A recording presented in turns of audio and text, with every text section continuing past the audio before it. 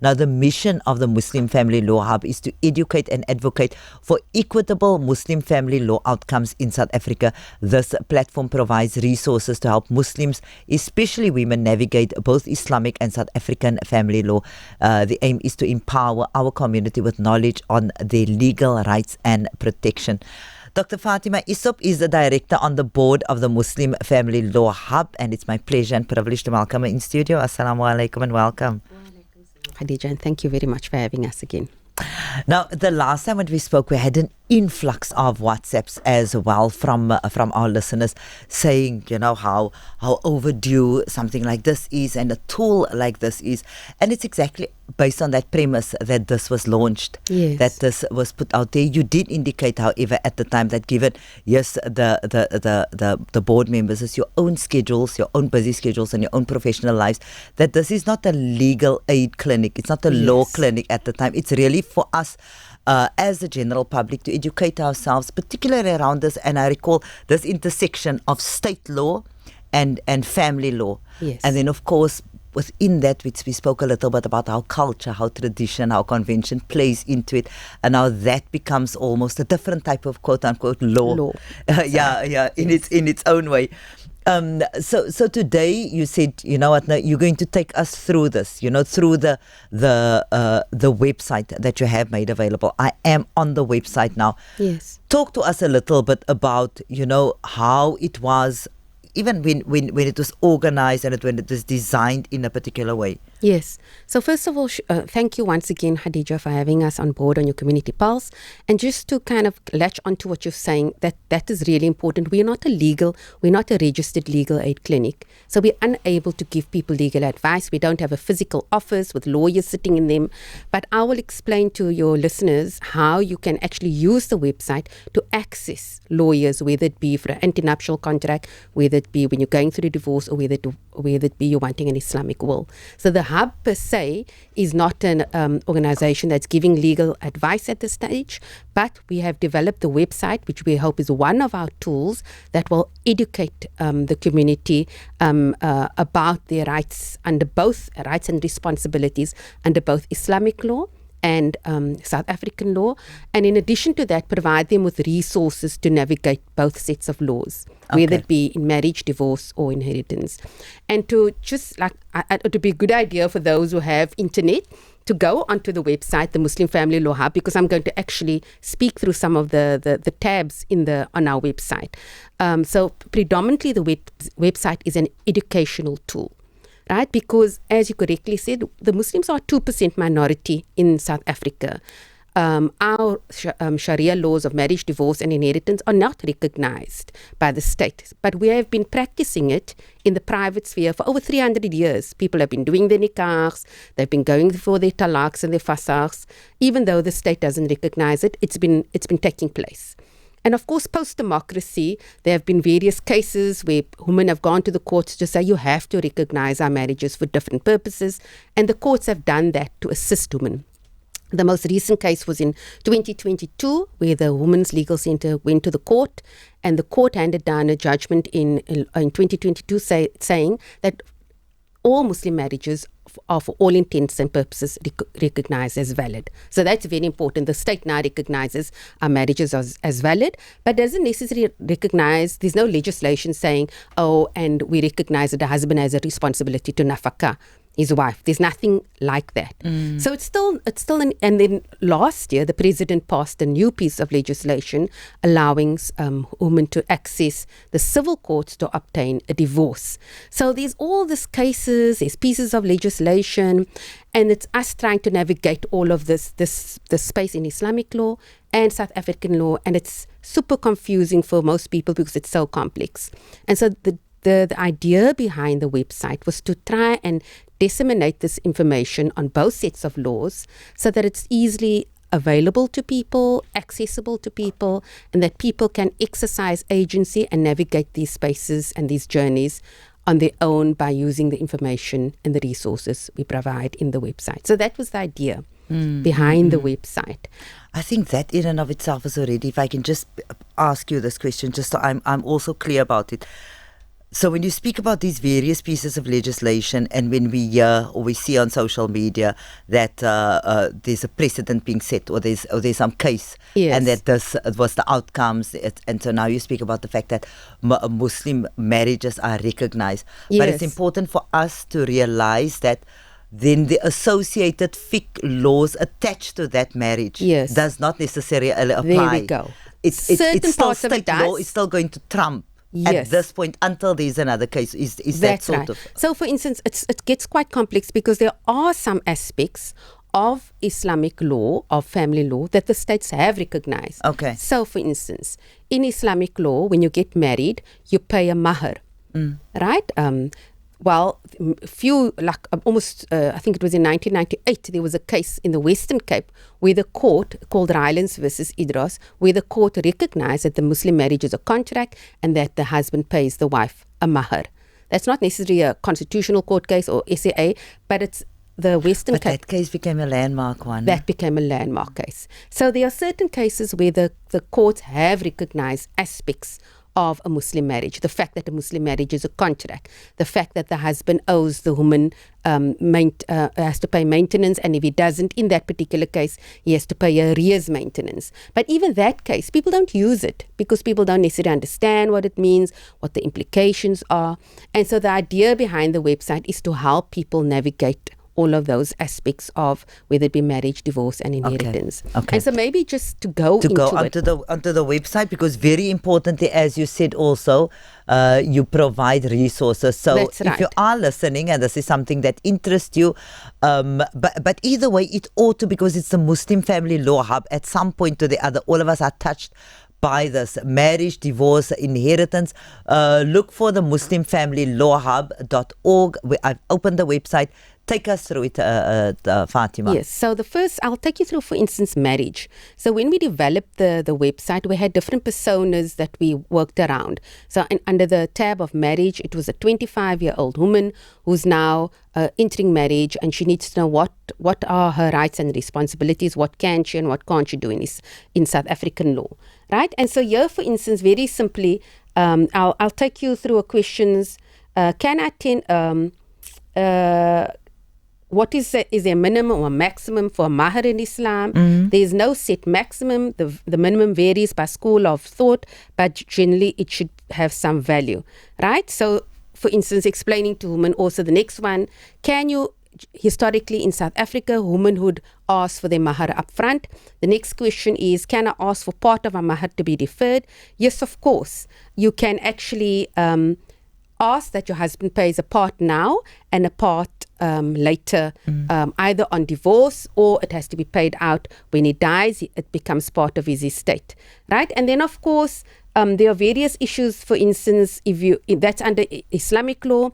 If you, for instance, go to South African law, you tap the Islamic law, the South African law tab, you will see there, look at the various questions. Can my local imam conclude my South African civil marriage for me? Right, that's one of the questions.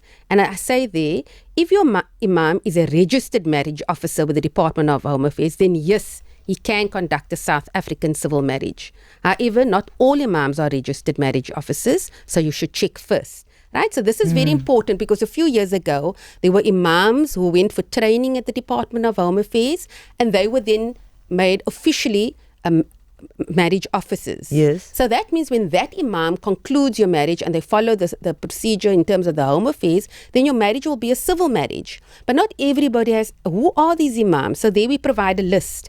You'll see there's a link. You click on the link, and that will take you to all the listed imams in South Africa who are regarded, for instance, as marriage officers. Yeah. So that's important, because what does that mean? When that imam officiates over your marriage, not the nikah, if he does the civil marriage, then he has the power to marry you civilly, and then you need to know, is he marrying me in community of property? Before my marriage, do I need to have an antenuptial contract drawn up? So all of these questions are answered in the website. And then, of course, we deal with the different And it's so nicely done because it refers to your district and municipality as well. That's so you right. don't have to go through all of these. You will know, is it somebody That's in Cape right. Town? Is it somebody in Gauteng? That was the idea, is to make it as easily for people to navigate as possible. Similarly, people don't necessarily know what is in community of property, what is out of community property. Somebody I mentioned at the launch, people thought when you said ANC, you were referring to a political party, when in fact it's an anti-nuptial contract. And what does that mean? And so we answer all of these. You'll see I think what we can do, and we'd appreciate feedback from the community. One of the things I think can be improved is numbering the questions, so that we can say, look at question 4 if you want to know who the marriage officers are, right? Because at the moment you'll see there's no numbering. Yeah. So we appreciate any kind of feedback, but that was just something I picked up now. So these are the kind of questions that we have. Can my local imam draft my anti-nuptial contract? We say here that your imam provides religious guidance, but ANCs are legal documents. It's advisable for you to seek professional help to draft it, right? Because an anti-nuptial contract is a serious legal document, and you actually, not even the lawyer is sufficient. You have to go to a special lawyer called a notary to have it notarized. So this is basically explaining to that 25-year-old woman, these are the factors you consider when getting married, both under Islamic law, whether you're considering mahar, or whether you're considering the South African law, in community, out of community, anti-nuptial. Those are the factors you consider. Then in addition to setting the Islamic law and South African law, you'll see we have a checklist before concluding a Muslim marriage. What must women consider? What must men consider? So if you go into that, it says, understand the concept of mahar. Maskavi is another word we use. Some of the legal considerations, etc., you have to take into account. What about financial rights? Understand what your rights are in Islamic law. Generally, it's understood that the properties are separate. What he comes into the marriage is his. What she comes in is hers. But in Islamic law, you can negotiate whatever you agree upon. That's acceptable, as long as it's not contrary to the Sharia. So if you decide, well, actually, we're going to get married and we're going to pool our resources, that's perfectly fine as long as you've agreed to it. So those, and then lastly, Hadija, if you see, we have resources. Yes. So there's the list of all the imams who are marriage officers again. We also have service providers who will help you draft your anti-nuptial contract. And so there you have the name of a few lawyers, and we're looking to populate that more, of lawyers who can help you draw up an anti-nuptial contract. I think there are more resources under the divorce tab. So I think let's go to the divorce tab. Yeah, I'm just looking at some of this. You know, if you do yourself a favor, really, this is such an essential tool. When we spoke about it being an educational tool, until you go through the website, you don't realize. And you also give. So I'm looking at. I'm just going through this, and I'm just clicking on the South African law tab. So of course, as we said earlier on, this is about that intersection, you know, between state law and between Muslim law. But then if you go, for example, to the South African law on, in as far as marriages are concerned, what you require for it, every single detail is here. How old you need to be, that you need to consent to marriage. And then of course we think about in Muslim law that you need to be you need to be past puberty. I mean, you don't have to necessarily be 18.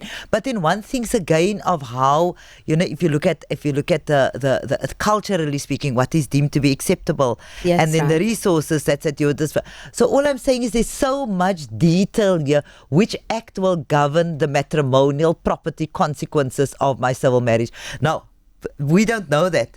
As lay people, we absolutely don't know that, what your property rights are.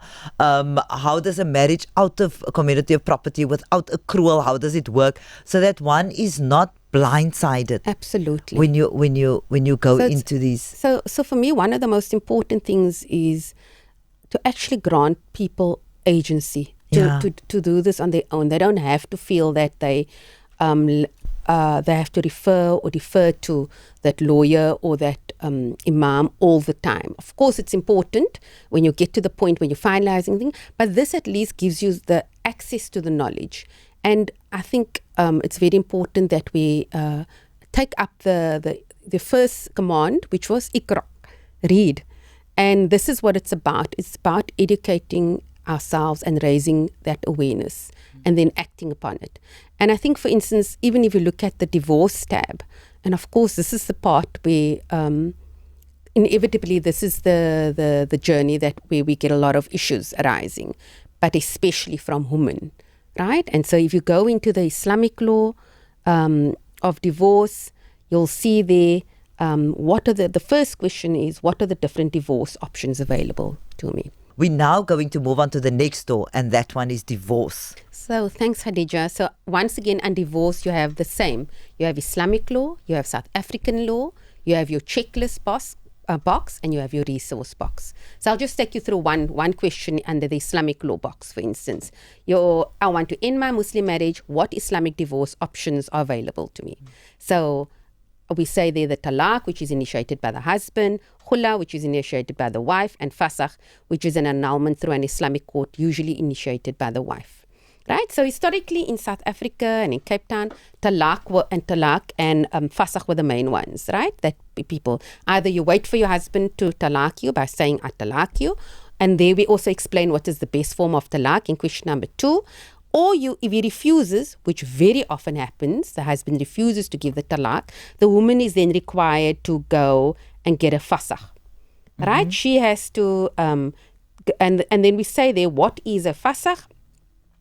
A fasakh is a type of Islamic divorce where a wife has to ask an Islamic judge, a qadi or scholar, to end a marriage, right? So we explain there what the fasakh is, and we also explain where she can actually go and get what process do I have to follow to obtain a fasakh.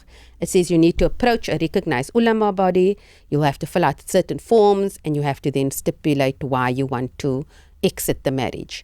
Khula is recognized, it's a classical form of divorce where the woman asks the qadi for a divorce based on the fact that she doesn't love the husband anymore. It's a no-fault divorce. Whereas fasakh, she'll have to prove that he doesn't nafaka me, he's abusive, etc., etc. Khula is simply a case of, I don't love him anymore and I want out. And according to classical Islamic law, the woman would then return her mahar and she would be released from the marriage. For some reason, ulama don't really uphold the khula, or there are few, but I think it's something that should be advocated for women to exit their marriage via the khula, and so that's why we've included it as a form of divorce under the Islamic divorce. So if you go through those questions, you'll see a breakdown of all the issues that pertain to Islamic divorce. And then if you go to the South African law tab, of course, there also so some people, and I'm sure you must know, there are people who got married by Islamic law, but then for some reason, whether it was to register the bond or the council house, they also got married in terms of civil law. And then inevitably, because they didn't have a lawyer, they would get married just by court. They would say, oh, we got married by court or by home affairs. Their marriages would be automatically in community of property. And those people would have to get the divorce in terms of Islamic law. The husband must either give him the talaq, or they get a fasakh or a khula, and they have to go to the South African courts to get there. And I think a lot of people don't know this. I think we only need to get the talaq. But if you're married by civil law, you also have to get your civil divorce. And especially if you're married in community of property, because you must remember you share assets and liabilities. So if you're not divorced and your husband's racking up, or your wife is racking up debt, then you are both liable for that. So it's important to remember that if you're married by civil law, you have to get both the Islamic divorce and the civil divorce. And under this tab, of course, we take you through the various issues that you have to consider for a South African divorce. And then I think very importantly under this divorce tab is the resource tab, Khadija. If you go to the resource tab, you'll see there, the first one is, who are the ulama bodies who can facilitate a talaq or grant a fasakh? And there we provide you, at this stage, we're only in the Western Cape. I've had women from upcountry ask me, what about us? Are you not going to include us?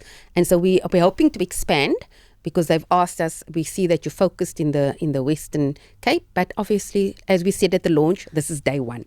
So you'll see there's the MJC, you can go to the Muslim Assembly, or you can go to Majlis Shura, which is in Hanover Park, also Board of Newfields and Hanover Park. Very importantly for women to understand is, Once you go to one of these ulama bodies to lodge or apply for your fasakh, then you in that particular forum. You can't forum shop. You can't, if you go to the MJC and you start your process there, Muslim Assembly is not going to take on your case. You have to finish it at MJC, because a lot of women don't necessarily understand that. Sometimes they're not happy and then they want to move, but they have an understanding that you can't. So those are the ulama bodies. Then we also have other bodies that will help you through your South African divorce. So here we have, for instance, this is an organization called probono.org. Those who can't afford a lawyer, Pro Bono will help you get a lawyer to do your divorce on a pro bono basis. Right? So that is your South African divorce. Similarly, FAMSA in South Africa, it's highly encouraged to mediate before going to court. So FAMSA will help you mediate. Depending on how much you earn, they will charge you on a means test. Similarly, UCT Law Clinic will also assist women who can't afford lawyers. And then, of course, you get the private lawyers like Kamila Pulse and others who will help you get your divorce. We also have forms to complete, for instance. A lot of women experience domestic violence. And make no mistake, it's within the Muslim community as well. And there we have the forms that you have to fill out to get an interdict or a protection order for against a family member or spouse is abusive towards you.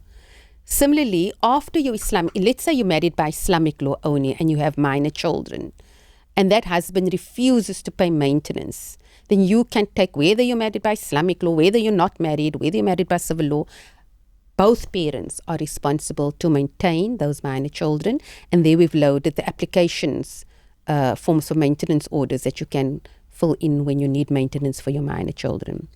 The other issue that we also find, Hadija, is that when women go through divorce, they struggle emotionally. Both men and women, but particularly women, with the trauma of being talaqed over the WhatsApp, or the husband taking the second wife, or just struggling to cope after divorce. And so we've recognized that there's a need for mental health care providers to provide information on who are the people you can go to help you cope mentally with this very difficult time in your life. And there we've loaded various people as well. For instance, the counseling hub is in Woodstock in the Palms. They charge 50 Rand for a session, over 6 sessions. So if you're going through a difficult divorce, you need to speak to somebody, you need counseling, you can make an appointment with the counseling hub, and for 50 Rand you will be seen by a counselor or a psychologist who will assist you. Similarly, FAMSA, and then of course we provide the details of private counselors as well, who can assist you going through the difficulty and the trauma of divorce.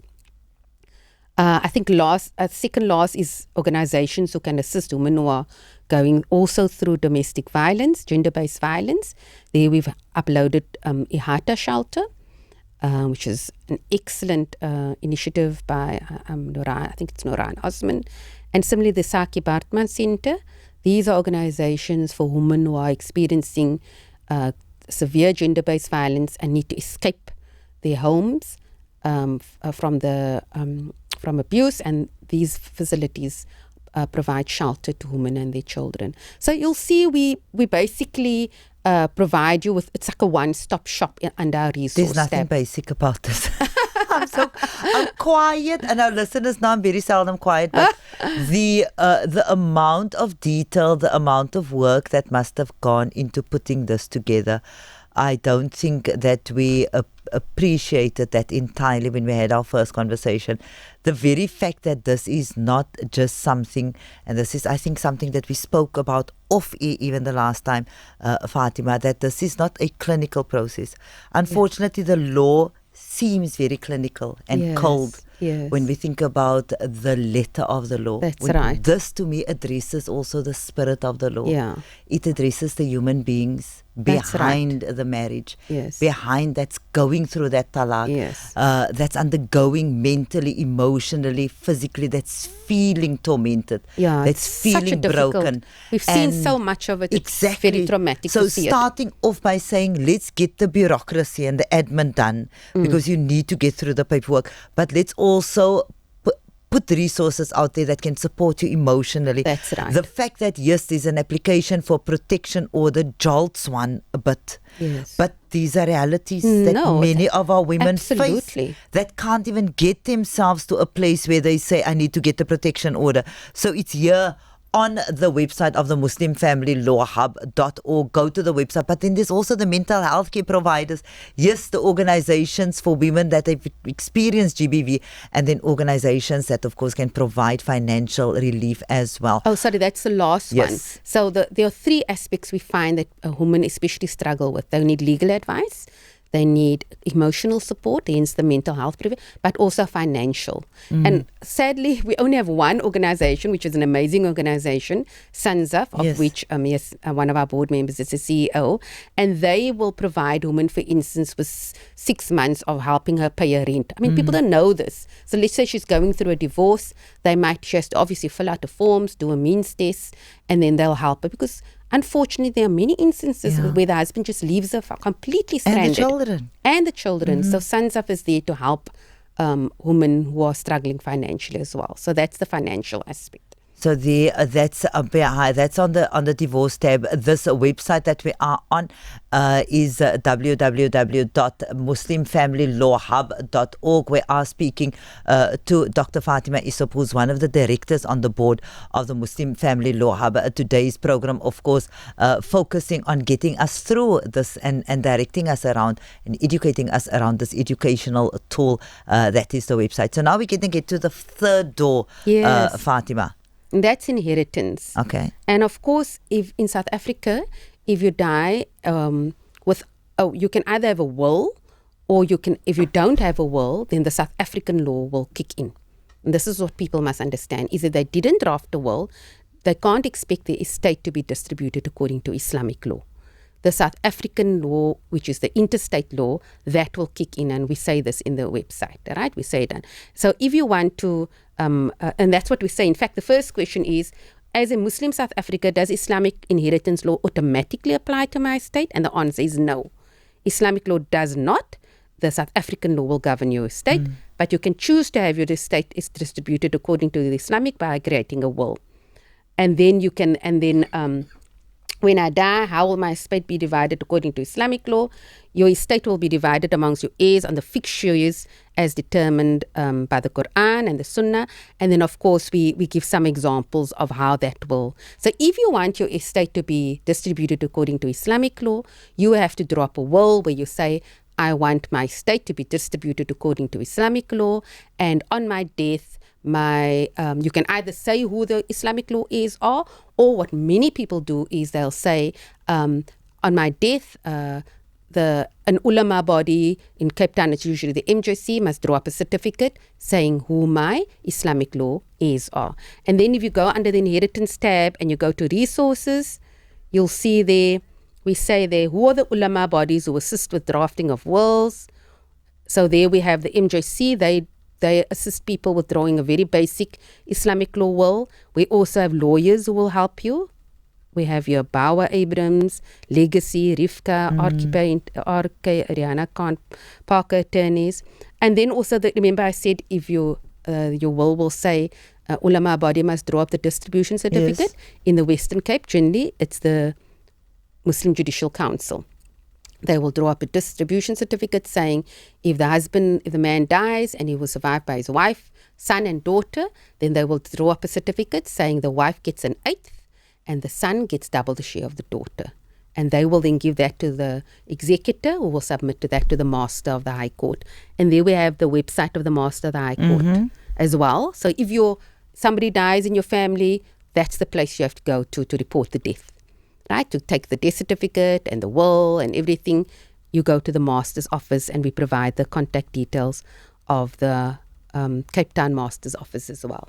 So obviously we have to populate with more resources under each resource tab, but those are the basic kind of resources that you would access when dealing with an estate. Yeah. And to just give you an idea, the persona we were thinking of under the inheritance tab is a 55-year-old man.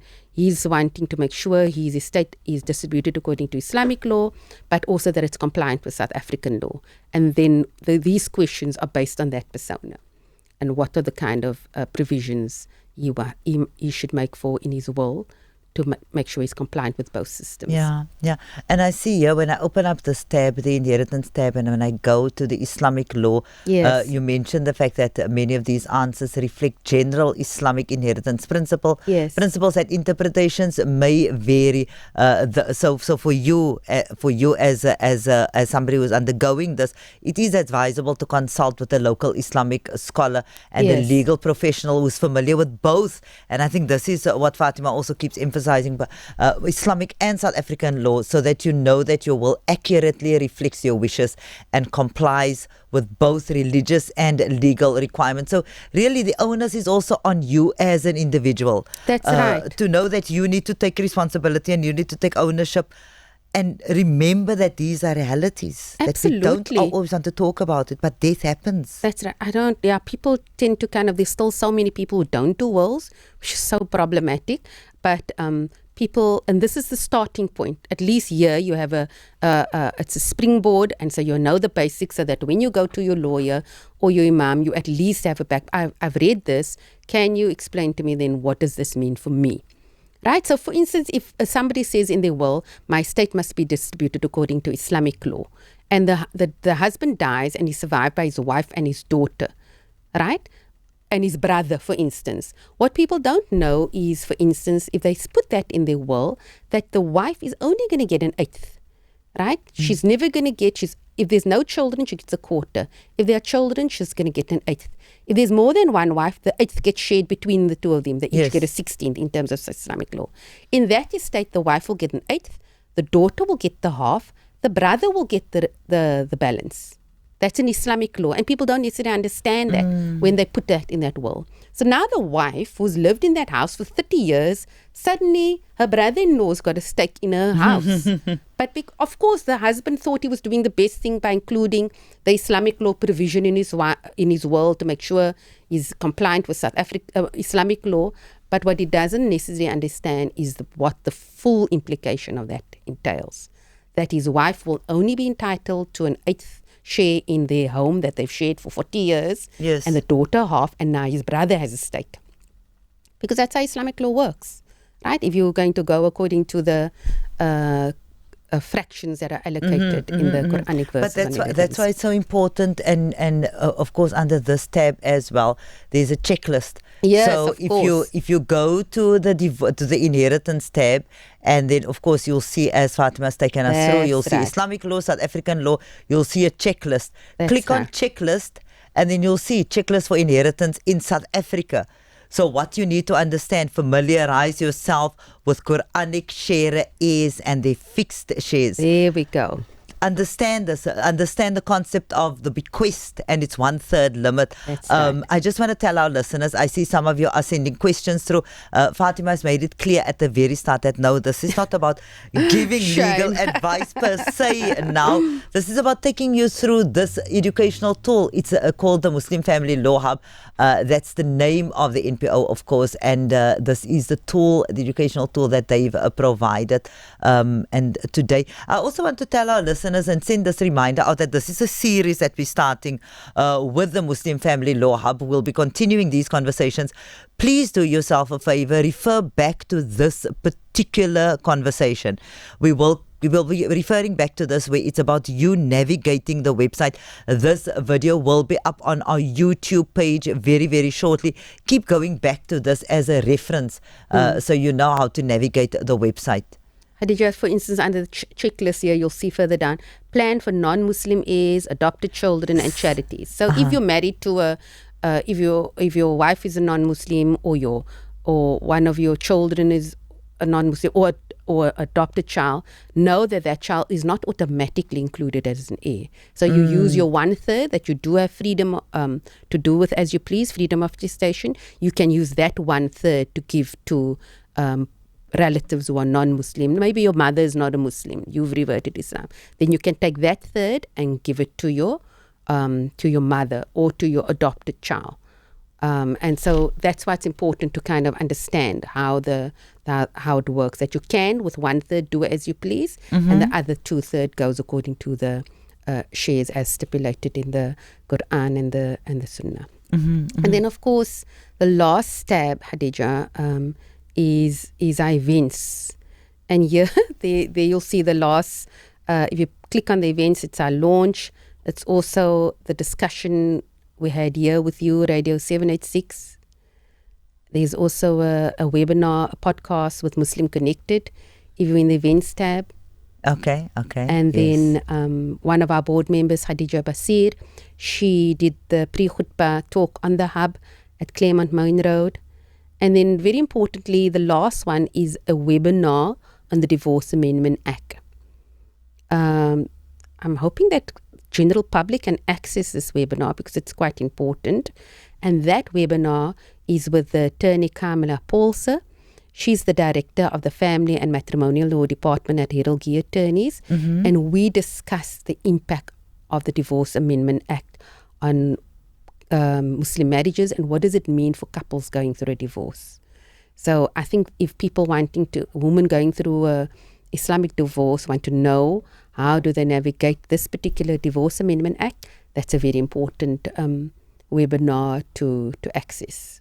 Yeah, no, without a doubt, absolutely without a doubt. And so what you can do is, now you've heard it, that you can look for that information on this website, but also regularly check it for any upcoming events. Fatima, any closing comments you want to leave with our listeners? I just think it's really important that our community recognize that educating ourselves, that the first command is Iqra, to read, and that we use this opportunity to educate ourselves and to act upon whatever knowledge we've managed to acquire. And sometimes we think, but this doesn't impact on me. But trust me, it impacts, whether it's through marriage or divorce or inheritance. It will either impact on you or your children or somebody close to you. And so it's important to acquire the knowledge about every area, and that's why we've said it's the Muslim family law, because we recognize that families are the foundations of our communities and our ummah, and a couple is the foundation of that family.